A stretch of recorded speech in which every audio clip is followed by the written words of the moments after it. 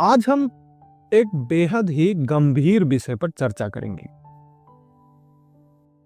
Supreme court ने जो UGC के ऊपर अपना स्टे दिया हुआ है, इससे जो एक असंतोष व्याप्त हुआ था लोगों के मन में, वह थमता हुआ तो जरूर दिखाई दे रहा है। लेकिन यहां सवाल यह उठ रहा है कि क्या यह स्टे भारतीय जनता पार्टी के ऊपर लगे हुए उस डेंट की भरपाई करने के लिए पर्याप्त है? अगर आप जरा सा भी राजनीतिक समझ रखते होंगे तो आप देख पा रहे होंगे कि ऐसा होता हुआ बिल्कुल दिखाई नहीं दे रहा है। कुछ हद तक यह डेंट धुंधला जरूर हो सकता है, लेकिन पूरी तरीके से गायब नहीं हो सकता। जो चोट भारतीय जनता पार्टी के कोर वोटर्स को पहुंची है, जो स्थान बीजेपी का उनके दिलों में पहले हुआ करता था, अब उस जगह को बना पाना भाजपा के लिए मुश्किल है। पूरा सवर्ण समाज दूसरे विकल्पों को भी तलाशना शुरू करेगा। अगर आप सोच रहे होंगे कि आखिर ऐसा क्यों, देखिए बिल्कुल साफ बात है कि सरकार की तरफ से कोई भी संतोषजनक बयान या संतोषजनक चीजें नहीं कही गई।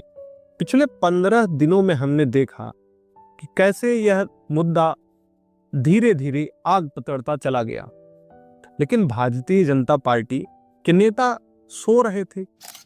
उन्हें लग रहा था कि यह आंदोलन कुछ दिन चलेगा, सिर्फ सोशल मीडिया पर सिमट जाएगा, जमीन पर भी आएगा तो बहुत छिट-पुट प्रदर्शन होंगे, उसके बाद मामला सही हो जाएगा। लेकिन ऐसा होता हुआ दिखा नहीं, बल्कि इसके उलट होने लगा।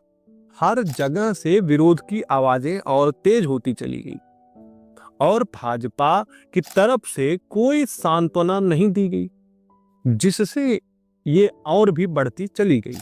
सवाल यह उठ रहा है कि क्या धर्मेंद्र प्रधान, जो आज शिक्षा मंत्री हैं इस सरकार में, वह भारतीय जनता पार्टी के लिए एक लायबिलिटी बनते जा रहे हैं? तो मैं इनके इस कार्यकाल को देख करके नहीं कह रहा हूं, आप इनके पिछले कार्यकाल को उठा लीजिए। मैं 2018 से 2021 की भी बात कर रहा हूं। उस समय यह पेट्रोलियम मंत्री हुआ करते थे। जब ये पेट्रोलियम मंत्री थे तो जो तेल की कीमतें थी वह भी आसमान छू रही थी और विपक्ष को रोज नए नए मुद्दे मिला करते थे। इन्होंने उस समय भी कुछ ऐसी चीजें या जनता के बीच अपना विश्वास कायम करने के लिए भी प्रकार की ठोस कार्रवाई नहीं की। कार्रवाई का मेरा मतलब यह है कि जो चीजें हो रही हैं, जो समस्या है, अगर उसको आप जनता तक पहुंचाएं, समझा पाए जनता को, तो जनता इस चीज को समझ सकती थी। लेकिन यह वह चीज भी नहीं कर पाए थे। उस समय भी यह फेल हुए थे। अगर हम इनके ये इस कार्यकाल पर नजर डालें, क्योंकि मैं बहुत गड़े मुर्दों को उखाड़ना नहीं चाहता हूं, हम इनके जो अभी तत्कालीन इनका कार्यकाल है उसी कार्यकाल पर बात करेंगे। इनके इसी कार्यकाल के दौरान यूजीसी नेट का जो पेपर होता है वह लीक हो जाता है, पेपर डार्क नेट पर बिकता है, उसके बाद परीक्षा को कैंसिल कर दिया जाता है। लाखों छात्र इस चीज से प्रभावित हुए और जब इनसे सवाल पूछा गया, यह इस पूरे चीज को एनटीए के ऊपर डाल दिए। ये कहे कि देखिए यह पूरा इंस्टीट्यूशनल फेलियर का मामला है। सवाल यह है कि आप मंत्री हैं, मंत्रालय आपके अंदर है, तो जिम्मेदारी किसको लेनी होगी?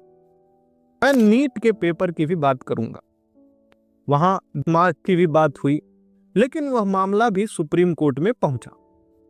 कहने का तात्पर्य यह है कि हर जगह से ये स्टेप बाय स्टेप लगातार फेल होते हुए चले आए। उसके बाद 2020 में 20 या 20 के आसपास भारतीय जनता पार्टी का एक जो पुराने मुद्दों में से एक था कि शिक्षा नीति में सुधार करना। नई शिक्षा नीति का बिल भी भारतीय जनता पार्टी लाई, उसे पास भी कराया। लेकिन अभी तक पांच साल, पूरे 5 साल बीत चुके हैं, अभी तक नई शिक्षा नीति अपने जमीनी स्तर पर उतर नहीं पाई है। यहाँ पर भी सवाल खड़ा होता है कि आखिर शिक्षा मंत्री क्या कर रहे हैं, इन्होंने क्या कदम उठाया उस शिक्षा नीति को जमीन पर उतारने के लिए। अभी का जो मामला है यूजीसी, ये उसी श्रृंखला की एक अगली कड़ी मात्र है। यूजीसी के मामले में भी यह बुरी तरीके से फेल हो गई।